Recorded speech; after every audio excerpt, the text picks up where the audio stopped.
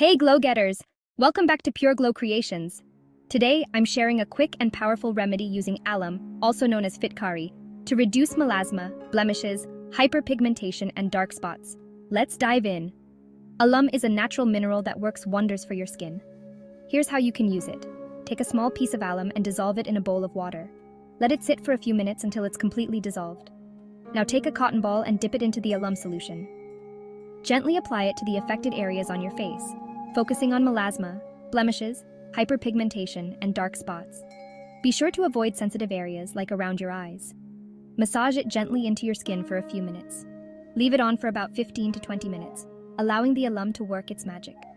After 20 minutes, rinse your face with lukewarm water and pat it dry. You'll notice a difference with regular use.